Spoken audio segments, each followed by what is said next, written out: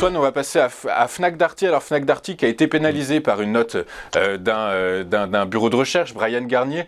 Comme l'ensemble, de toute façon, de la distribution spécialisée, les analystes craignent que l'inflation rogne le pouvoir d'achat. Enfin, c'est même pas le cas. L'inflation va rogner le pouvoir d'achat des ménages. Du coup, les ménages vont revoir leurs habitudes de consommation et très probablement délaisser ce qui pourrait paraître pas futile, mais tout du moins nécessaire. Du coup, le titre perd.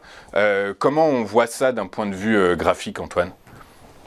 Écoutez, effectivement, le Fnac Darty hier a perdu 4,5% parce que ça a été, comme vous l'avez dit, dégradé par Bryan Garnier qui est passé de achat à neutre avec un objectif de cours à 45 euros. Faut savoir que le groupe subit aussi une percée dans son capital de la part de l'homme d'affaires tchèque, Daniel Gretinski, qui est déjà dans plusieurs groupes français, notamment dans Casino, qui a dépassé les 5%.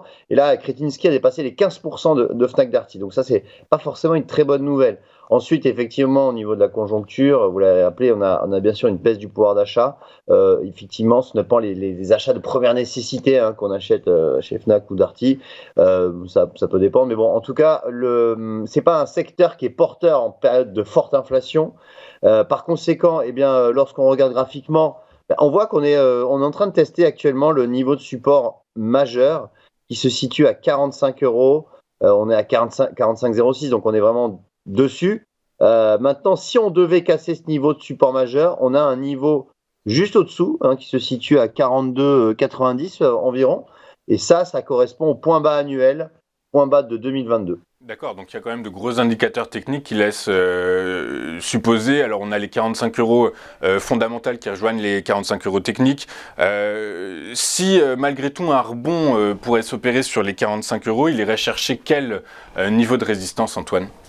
Le niveau de résistance, c'est le premier niveau ici horizontal en rouge. Il se situe aux alentours des 50 euros. Pardon. On est un peu au-dessous, à 49,55.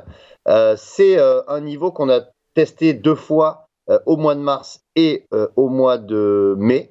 Donc, ça serait le premier niveau de résistance. D'accord. Et de toute façon, la probabilité que le cours aille chercher les 50 euros là est assez faible, j'ai l'impression. Elle est moins importante que d'aller chercher les supports, puisqu'on est quand même plutôt dans une tendance baissière. D'ailleurs, une tendance baissière qui est marquée par l'orientation baissière de la moyenne mobile à 200 jours. On voit qu'on est plutôt sur effectivement une baisse. Donc, ça serait plutôt une tendance à casser les supports et aller chercher les 43 euros.